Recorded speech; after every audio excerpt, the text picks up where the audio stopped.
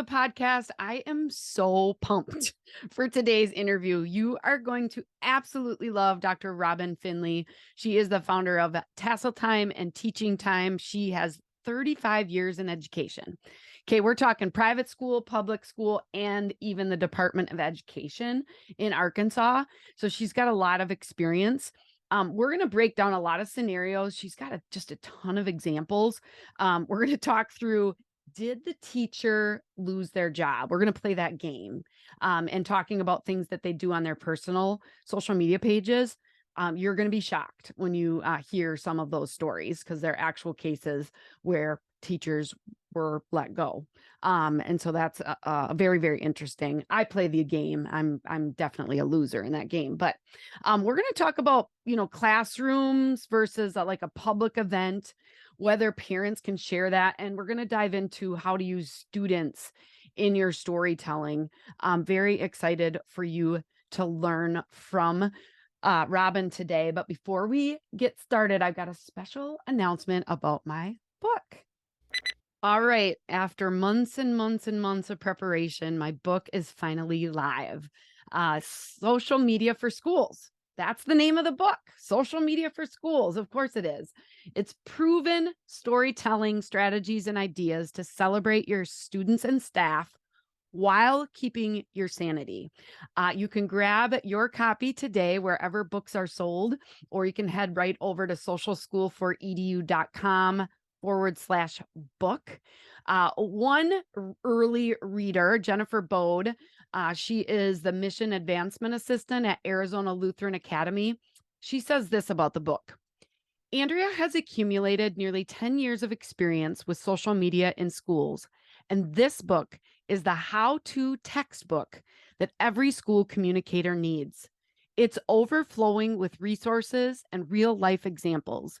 Andrea enables novice and experienced school communicators to navigate the world of social media. Read it once, then keep it on your shelf as the Everything I Need to Know reference book. Thank you so much, Jennifer, for that wonderful review. You guys, the book comes with a free downloadable workbook. It's got resources that are clickable too. You are not going to want to miss this resource, whether you've been doing social media for 10 years or whether you've been doing social media for 1 day or 10 days. You're going to want to grab your copy. It's on sale now. Now to this week's K-12 PR tip. All right, today's K-12 PR tip. Did you guys know that there is a School Communicators Day? Yes, there's a day for everybody, and there is a day for you. It is happening on Friday, May 12th. Mark it on your calendar, create a really nice post about you to schedule out on social media. I bet you're going to get a lot of love. Now, I know that it's a little bit awkward, but make sure people know if you have to send them this episode, it's a great one to send people, and then maybe they'll remember. And instead of just a social media shout out, you might get, flowers, piece of candy, a pat on the back, right? Just some love, maybe a little note from your students. But yes, School Communicator Day does happen on Friday, May 12th. It's the second Friday of every month of May. And I hope that you take time to celebrate you, whether it's a picture of you in action, whether it's your picture from the directory or whatever. And you can make a nice graphic, but you don't have to, just to be like, hey, it's School Communicators Day. Thanks for all you do. If you don't want to get too technical, or you ask somebody to write something for you so that you can put that out there. It's a little self-serving, but you guys, people are really going to enjoy saying thank you.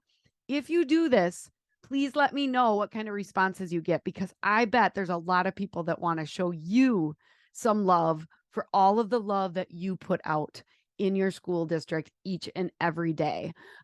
So I hope you do that. Now let's get to this week's episode with Dr. Robin Finley. Hello, Dr. Robin Finley. Welcome to the podcast. Thank you so much. I'm excited to be here today. Yeah, they've got two really great accents, I think, Robin. I think yours is better. You probably think mine's better, right?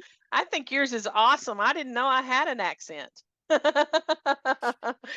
Yes, yes, you do, and it's Okay. wonderful.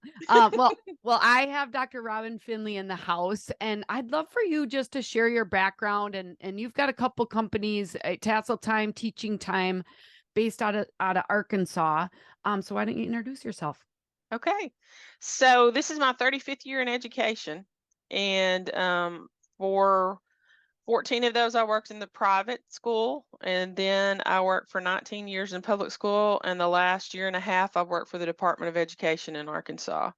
And so my background's really big. My background is coaching, athletic director, assistant principal, district administrator, counselor. I've done a lot of stuff only in two places. Okay. Okay. So it's not like I've gone to a lot of places to go, but I have just recently decided to go ahead and do, instead of it just being my side job, of having Tassel Time, which is something, this will be its 20th year anniversary.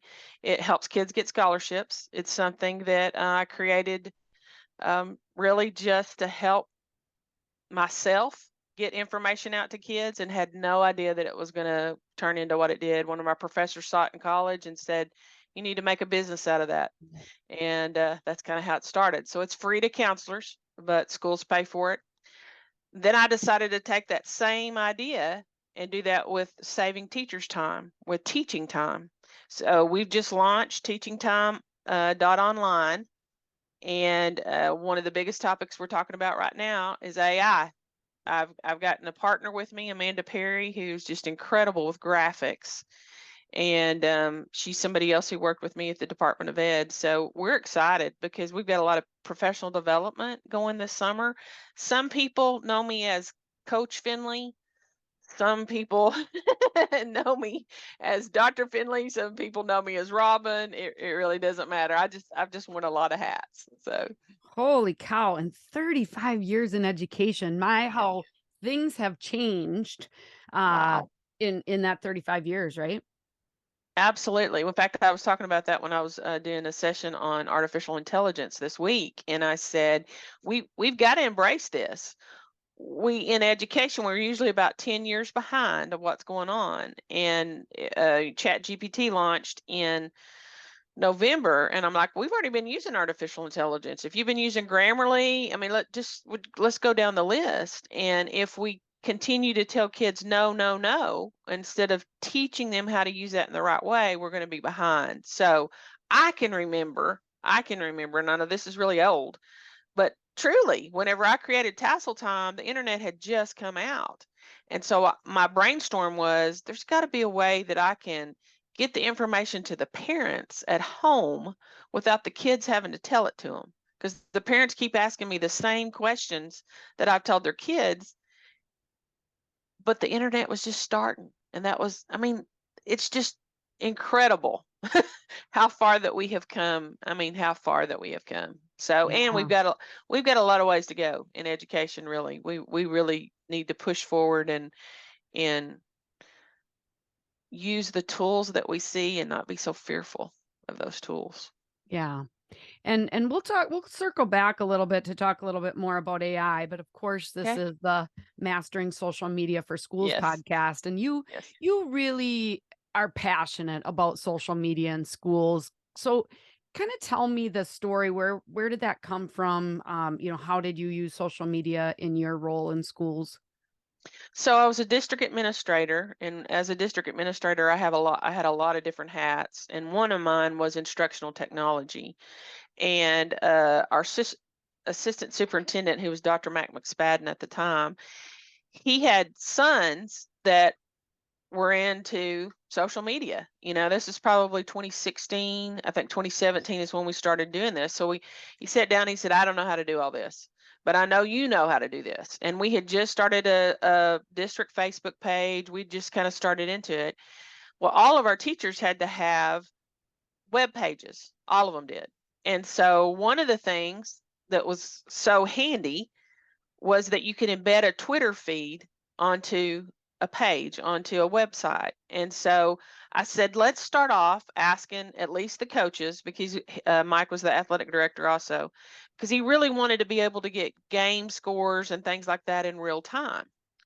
So we developed a plan, and looking back, I would have done things differently than what I did. We're the only Airedale, Alma. What was the? I say we because even though I've been gone for a couple years, I'd been there for 19, so it's hard not to say we.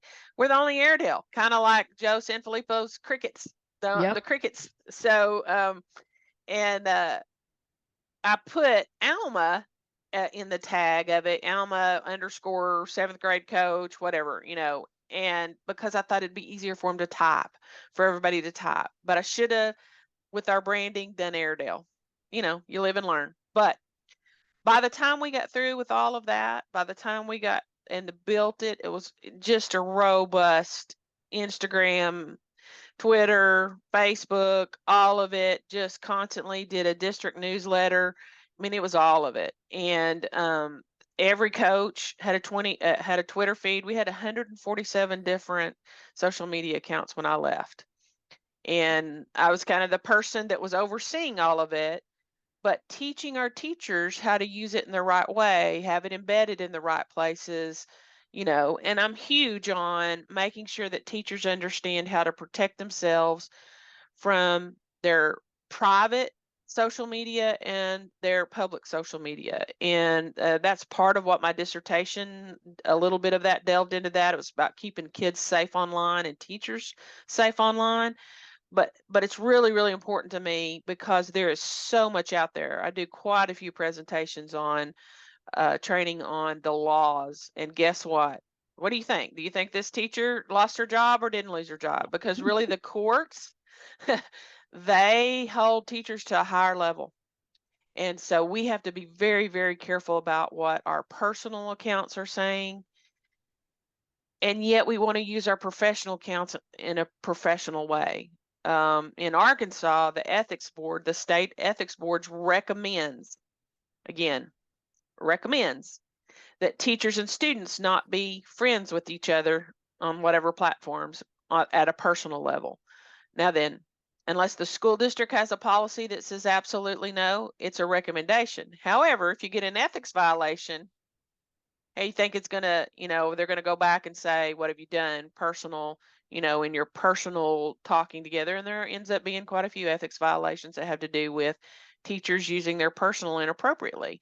But one huge thing that I really try to help teachers understand is if you don't want your personal information to be, if you don't want them to be brought into that, then don't invite them into that. And that means if you're doing the what they call the private Facebook pages that we used at the elementary, secret was what they called them initially. So Mhm. don't invite them in to being your friend. Don't tag people in there. Don't do all those things because you're inviting them in there to do that. And whatever you do not post a picture from your classroom on your personal social media.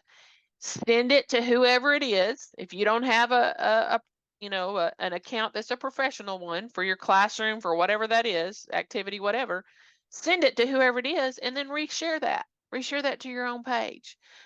But you're going to invite yourself into some issues that potentially could cause some legal problems if you don't watch what you're doing as far as that goes. Yeah, I just had a question today on Twitter. Mhm. I'm not even kidding about that exact thing of, hey, what if a teacher posts something of a picture of a student on their personal page? Is that, is that so he says, "Hi Andrea, is it okay for teachers to post photos of students on their personal social media accounts in US schools?" And you would say, no. My recommendation would be no. Yeah. Send it to somebody else. Now, different states have different laws, and what kind of policies does your school district have? Yeah. You know what I mean? You got to look at all of those things. But your classroom is very, very different than a public event, like an athletic event, a choir event, or something like that. Anybody can take a picture and do whatever they want to do. But we don't invite the public into our classrooms. That's not something that we do. And even if we're asking parents to let us know, you know, you you don't want to put the little smiley faces over the kids who can't be in the pictures because maybe they're foster kids or for whatever reason, because you have personally identified them. Part of the things that I do in my training is talking about data privacy and COPA and SIPA and all of those things. But you have identified those kids, because then little Johnny's mom is going to say, well, what's wrong with that Sally in that picture? And then all of a sudden you're going to get a Facebook about, does anybody know what's happened with Sally? How come she can't get posted? I don't recommend those at all. Do Hmm. backs of the head if you're doing classrooms. There's a lot of different things that you can do, but to protect yourself, don't post it on your personal page. Yeah, and this was my response. Great question. Mhm. Students sign opt in or opt out forms for your school. It would depend on how you write that document. If parents are responding to district or school accounts only, then posting photos on a personal page could be an issue. And so you really have to be careful in that case. And like you said, send it in, or whoever is posting on the school district page. And then if they wanted to share it from there, they could share it on their private page. But that's good advice. And we got along from the first time we met, Robin, because we agree on so many of these Mhm. things, in addition to the emoji over the face, which does identify that child. Yes. I also was just talking to a parent. We just had an academic night last night Mhm. in Little New Auburn, and we had shared a picture of a little boy who he's got a broken leg and he's in a wheelchair. And so we had shared a bunch of pictures, and somebody commented like, what's going on, with this little boy? And I just left it, because I mean, pretty much it's like a health HIPAA thing, right? Like, you can't Yeah. disclose Mhm. anything. Now, if his mom saw it and wanted to say, oh, he broke his leg or whatever, he could. I just left it because it's like, I'm not going to say anything about that. Right. Absolutely. And I had somebody contact me probably about a month and a half ago, said, I can't find this answer anywhere, so I just need you to tell me. And he had spent a lot of time doing sports writing. Now he's in education, and he wanted to do this story on a student that was playing in a basketball game but had a disability. And he knew what the disability was, so he wanted to write that into the story. And he's like, I can't get anybody to tell me whether this is a good idea or not a good idea. And I said, is the only way that you know about that disability is because you're an educator within that school? And if it is, I suggest no. If his parents want to give you permission, or you want to quote his parents on that, but they were allowing him to shoot, or to score in a basketball game at the end of the basketball game. And so you got to be very, very careful, even though that was a public event. When you begin to talk about a student's disability, that's something very, I just want to caution you. I mean, major caution on that kind of stuff. And the other thing, I'm gonna go back to, if you're tagging, or if you've posted that picture on your personal page, okay, what if you've got 22 little elementary kids in your class, but you're only friends with, let's say, 8 of their parents? Now, what kind of signal are you sending out? I'm tagging these people. You've created your own issue, by going, I'm friends with these people's these Right. the parents of this child, but I'm not friends with the parents of this child, and why aren't you? You know what I mean? And so Mhm. keep it off your personal. Keep it off your personal. Put it on the school, your professional page for school. Do it Yeah. that way. So you said a interesting thing that you play in some of your training. Did the teacher lose or keep their job? I'm putting you totally on the spot, Robin. But Uh-huh. is there one in general terms? Obviously, you're not going to talk specific court cases or anything probably Uh-huh. on here, but would you be able to give me a scenario where I would be able to guess, and my listeners listening along could guess, did the teacher keep or lose their job? Okay. Yes, right off the top of my head, one of my favorite ones. And I show a picture of this, the picture that was actually on social media. Okay. The teacher is smoking marijuana. And it's She's on their smoking marijuana, and it's personal page. on their personal page. Mhm. Is marijuana legal in that state? Well, that's my next part that I say. What if I say that teacher was in the state of Colorado? Then what do you think? What do you think happened? Well, I would think that that would be bad, but that they would still keep their job because it's not against the law. No. And she appealed it to court and she lost. Okay. Teachers are held to a level, higher level. There's another one. One of them that really, really bothered me is this teacher she's holding a wine glass and she's on a trip over spring break in Europe. Okay. She's not even she doesn't appear to be drunk. That's just the picture that appears is sent to her administration. And she did not get her contract renewed and she appealed and she lost. Yeah, That's ridiculous. I And know. but it's an important reminder for us. I think the other thing too, Robin, is that nowadays it's not just the pictures that you post of yourself. It's what are other people taking? We Absolutely. had an issue where a school board member was falling off of a stool drunk and somebody had videotaped that and all of a sudden that was a big deal. And it wasn't even something that person, it wasn't on school time, it wasn't when they were supposed to be, but it's just something that we have to be aware of. Mhm, And I am still thankful today, Robin, that social mhm. media was not around when I was a kid. Yes, exactly. I Well, did stupid stuff, and I'm I sure it would have been online.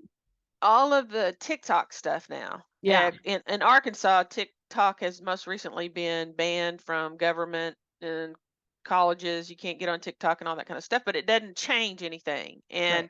And there've been that's kind of in that presentation. I just go one after another and go through the law, go through the cases and stuff. But there was a TikTok one where the teacher is engaging her students in the song that she played in the background, and she had been teacher of the year for the school district. The song that she played in the background had the F word in it.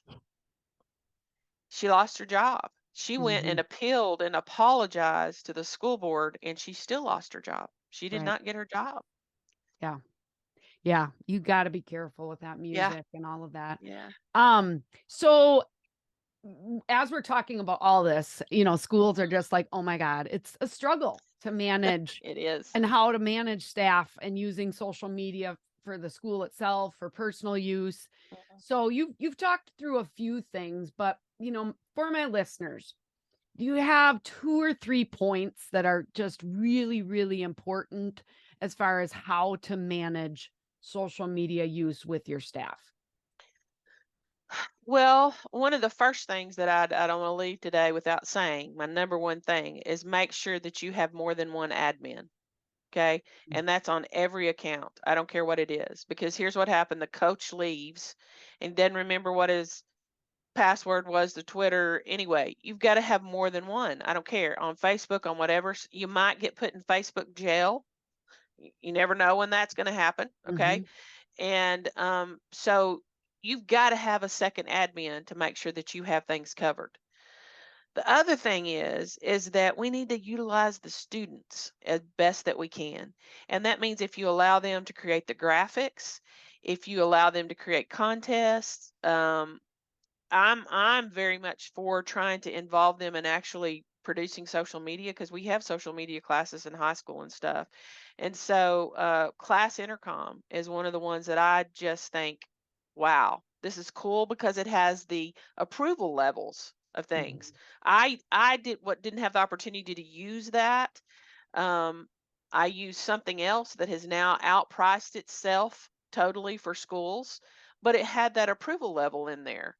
And I just think that's so important because the kids are on social media all the time.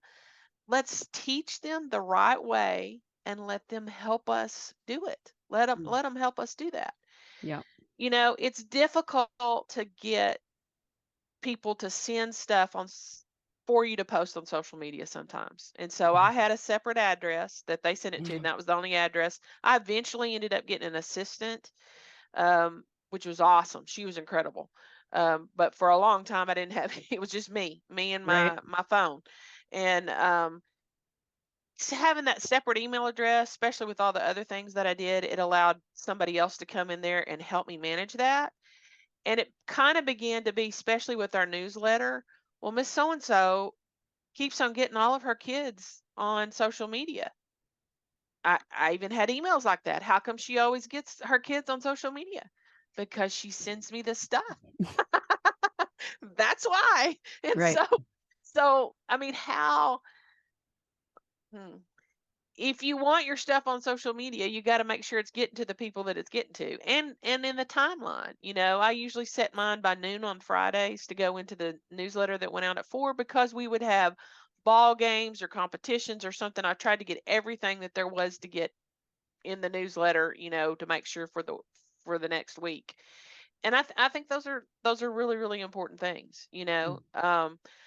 Also, I'm gonna say, I think it's really important, because you can have an unexpected event happen on social media that you're not prepared for. And because of the FOIA, the FOI stuff, we get told, I love your blog post, I think it is. It may just be a handout about it, about not about deleting the things that you need to think about, whether you should delete or not delete something. Of course, you can hide something or delete something. But I'm going to go back to the law that says if it's disruptive, and when we're talking about brick and mortar, if it's disruptive to the educational purpose of what's going on, then we need to look at whether that needs to be deleted or not. But we need to have an ability to be able to archive that in case we're FOIA'd for that. And Class Intercom has that as well. That's just Mhm. like an extra thing that they have on there, Right. which I think is awesome. And I'll give you a couple examples. So in our hometown, we had a young girl that was kidnapped. She's never been found. It's Morgan Nick Foundation, and we have Morgan Nick alerts now, kind of like Amber alerts. I mean, it's a big deal, but it happened in our hometown. She was kidnapped from a baseball field, when she was 5, and I want to say that was maybe 98 or 99, something like that. Okay, but we have Morgan Nick things that happen all over the state. They do training, they do all this kind of help. Well, and it's very dear to us in our school district. Started having some person just start posting randomly on our social media. I saw her. Mhm. She was in Walmart on aisle 3. Literally, this is what I mean, just continued posting stuff, and would do it at 2 o'clock in the morning. Okay. And I would quickly try to go get that stuff off before any of our people saw any of that, because it's upsetting. It disrupts us. All right. Contacted the police, because it continued to be this harassment thing where he just continued to post stuff. I blocked him, everything, and then he'd come in as somebody else. And it was happening to them as well. It was happening on their social media side as well. He ended up being somebody that was kind of deranged, you know what I mean? Mhm. But I deleted all that. I wasn't going to allow that to be on there. Mhm. I took screenshots of it, because Mhm. I didn't have something like class intercom that could back it up, and I made sure that that was off of there. Right. We had another incident where we had a football playoff. This would have been 2016, I guess. It was whenever Hillary Clinton and Trump were running against each other. You Mhm. live and learn through some of these things. But in our stands, we had Trump heads and we had Hillary heads that were up in the stands. And we had a playoff game. Not the superintendent, not the students, not the coach. A parent posted on social media that our kids intimidated their players with the Trump heads. Okay. Again, no mention about there's Hillary heads all up there too. I mean, none of that kind of stuff. None of them said that anything happened. Like we went through film, we tried to figure it out, all this kind of stuff, and they're like, none of this happened. But it didn't matter. It was an event. All of a sudden, all these people from the outside start coming and posting on stuff that we don't even know who they are. ACLU people. I mean, it was an event. I deleted 17 pages of comments during that. I mean, it was a full time, and it didn't matter what we posted. Hey, cookies are ready, or whatever that was. Here they came. You know what I mean? Until we could get past that, and it didn't need to be on our social media. because some of it was vulgar, it was accusatory, and I had to have a way to grab a hold of that Mhm. because I want our people to post on social media. I want to Right. have that engagement.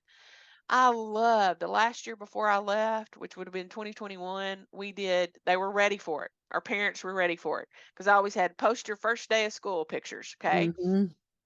They were so ready for it. They posted pictures of themselves their first day in school years ago. I mean, it was so cool. I mean, because for several years I've been asking, give us your first day, and they gave us the Right. kid pictures. But engagement and getting involved with your community, I don't want to just turn off comments to everything. I want to be able to have that, but I also want to be able to have the ability to make sure that I don't have to sit there and screenshot every single thing while I am having to delete it. Yeah, So, it's really an affordable option, and we've actually had to use it with one of our schools when we went viral and reached over 10 million. And screenshots work when it's one or two comments. yes. If you do get approval from the school, from the superintendent or the legal team to remove something, you can screenshot that, but when it gets to 17 pages, that's very, very challenging. Yep. So please, if you're listening to this and you feel an inkling like, oh, I need to delete something, you got to pause and think and discuss it first. So great advice. And I do love the folks over there at Class Intercom. One thing that I want to bring up, and it's another question I just got yesterday in my membership group, Robin, and I don't know if you Okay. spotted it, but it was somebody asking about what do the school policies need to be for parents who are attending events who then might share pictures of kids at the school? And you really explained it well at the beginning of this interview. And so I just want to kind of revisit that public versus private events, because I can't control what every parent does. I mean, everybody has a cell phone these days. I mean, heck, our second graders have cell phones and they're probably taking pictures. And so I can't control what everybody else posts. As schools, do we have any right to say anything or a need to say anything to be cautious of the pictures that are being shared on social media at those events? I would say the biggest place where this comes into play is field trips. Mhm. Okay. Because if it's a public event, Right. okay, I'm still going to tell you to be cautious in those things. At least here in Arkansas, we cannot post foster kids pictures anywhere. I mean, that cannot happen. And your school policy is one of these things that can encompass so many things. And I think it I think you have in your policy enough about that you have the right to delete things in your policy. I'm gonna go back to that. You have the right to delete things that do not meet your criteria within your policy. And you need to make sure and I one thing that I would say to add to that right now, we all have kind of these policies, is false information. False information is the new biggest thing, kind of the fake news stuff that you Mhm. need to have in your policy so that you're doing that. But back to what you were talking about, if you're out on a field trip, okay, and you're taking this class on a field trip and you have a parent that is with you and you know that you have some children in there that cannot be posted on social media, I believe that it's best practices for you to go to that parent and say, hey, I need to be the one that's in charge of the pictures just because we have FERPA restrictions. You had to fill it out whenever you filled it out, when your child came into my class, and I need to be in charge of that. We love the pictures. In fact, send some to me. I would love for you to take them, but I really need to look at them and we need to post them in an official manner. That's a suggestion, but you can't prevent it. You Mhm. really cannot prevent it. You know what I mean? You could keep that parent from going on your trip the next time if they're not going to adhere to that. But it's about the safety of the children. It's not just about foster children. Sometimes you have custody situations Mhm. where they're not supposed to know where the child is. So Mhm. that's the biggest one that I get questions about is that field trip. Okay. Mhm. If it's an event like a choir, Yeah. it's a public venue. So Yeah.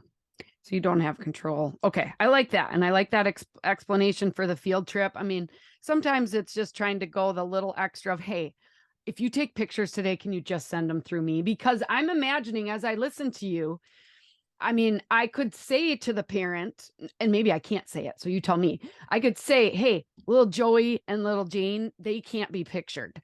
You can't say Mhm. that to the parent. So all you can say is, "Hey, we've got some kids because of FERPA that either can or can't be posted. So if you've got pictures today, would you please send them to me?" Yep. Yeah, and Yep. they'll either listen or not. Yeah, you're making a big mistake if you tell the parent the reason that kid, oh, they can't be on here because their parents are in a custody fight, and you know, you just put yourself in a situation. You just say there's some FERPA restrictions, and I have to monitor those. You're So gonna make Robin's slide deck for did they get fired or not? yes, Um, you are. which Yes, is you a are. it's a whole new game show. I mean, I just created them. I don't have them with me right now. A what would you do card, Robin, for my booth. And I'm going to a little career fair at the high school, and it's going to be Mhm. like, hey, you found out at 3 p.m. that it's National Custodial Appreciation Day, and you don't have a picture of your custodial crew. What do you do? So Yeah, it's something like that. Now you could have your own slide deck or deck of cards that's just like, did they get fired or not? So yeah. I will tell you that that presentation is so eye-opening for teachers. And it's not done in a you have to do this, you have to. I just show them the pictures and show them the law. I mean, show them right. what happened in the courts. You know what I mean? Yeah. And it's eye-opening. It's very Yeah. eye-opening. That's good. Well, Mhm. our time has flown by. We could talk Okay. for hours and hours. When just as we leave, do you have your best social media tip? Because you've shared a lot of good ones today. And so I don't know if you have just one that really sticks out that you want to make sure that people get. It's the admin one. It's making sure that you have multiple people. You don't know what's going to happen. You don't. Hmm. You don't. You. I would hate to say that some tragedy would happen. You know what I mean? But you have Right. no idea. And you need to have somebody else added to all of your social media. You just don't know. Twitter, you can only use one email address to set up the account. And if you have two-factor authentication on there, which I suggest you do, I mean, I Hmm. suggest you have that on there. Um, you're going to have to get that be next to that other person when you log in, to set Hmm. it up to begin with. But a lot of times we had two coaches or three coaches that were managing, especially in football, that were Right. managing the football account. And so, but it's important because you might not be able to retrieve that back. Right.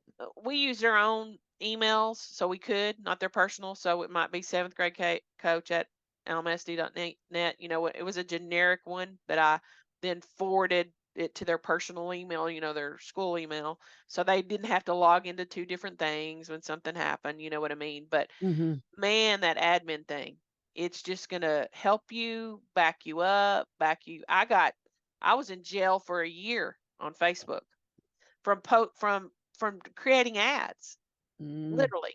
And it was a really, really stupid thing. And no matter how many, I sent 61 emails to them, 61 to try to get it fixed. But when I was leaving from my position in Alma and I was teaching the new person how to do it, and I kept saying, I'm still getting y'all's notifications. I'm still getting your notifications about, when your ads place and all that kind of stuff. And I said, you've got to go in there and make sure you've disconnected me and stuff. Well, I didn't think anything about it. At Christmas, I bought my, marketplace. I bought my little new grandbaby a Spider-Man thing. I bought several different things. And before, it had always been on my credit card, not on the district's card. And then the district just reimbursed me on the ads and stuff. Well, they had, with this new person, they had put a card in there. Well, the Spider-Man stuff went to their card. Oh no. Yes, and so it got reported as fraud, got reported all this kind of stuff because they couldn't figure it out. And I'm the one that figured it out. I'm like, this credit card, I don't have this credit card. I don't know what this credit card is, but it was on my account Right. because I had done it for so long with all the stuff, Right. deconnecting on that kind of stuff. So Well, what if I were the only one right. and I've been in jail all that time for posting ads? Right. You I'd got to be in have somebody trouble. else. So one action item, and I'm sure everybody listening has at least one account somewhere in their school where they're having this issue now that they can't access it, can't shut it down because they don't have the login. So maybe put it on your summer to-do list is get those two admins. You will thank Robin and you will thank listening to this podcast for that. Robin, as we wrap up, what's the best way to stay connected to you?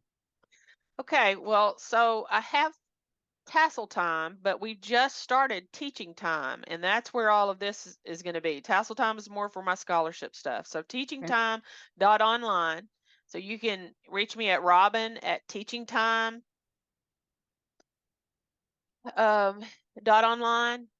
You can also reach me at Robin at tasseltime.com. But I have the link to my website. Obviously, you can get in there, but we're just building it because, again, like I said, I've been doing some AI presentations, and it's there's just a lot going on of me And of adding course, stuff. it took right till the end for her dog to bark. So that is it's perfect timing because we're wrapping up. So we're going to make sure to link to your email address, to Okay. your website. We Okay. just had too much to talk about to get to AI, Yeah. but maybe I'll have you back on. Definitely a tool that we need to look at, embrace, I mean, figure out because it's a real thing. And so we as educators, right, we got to learn how to use it and then learn the right and wrong maybe way of utilizing that for our students. But Well, and I've been very intrigued on the haven't done it yet, on letting AI create your social media posts. And I've been very intrigued. I've watched several videos about that. I haven't done it myself yet. I've just yeah, watched it. Because even in the things that I've done for teachers with AI, you've got to change it to be what you want it to be. You know what I right, mean? yeah, But still, if it can create it and all you're doing is changing a little word, yeah, it is, it's very it's good interesting. stuff. Well, thank you so much, Dr. Robin Finley, for spending some time with us. I think you've got some new followers, and definitely, you guys, if you need support with your staff, definitely reach out to Robin. I mean, she's got in-person stuff, she's got virtual options, she's got all of the things there. And so very happy to have you today, Robin. And I'm sure everybody's glad that they got to meet you. So thanks so Yes. much. Thanks so much for having me. I really enjoyed it. Yes. And everybody take these notes down, put them into practice, and we will see you next week on another episode of Mastering Social Medias for Schools. Bye-bye. Bye bye.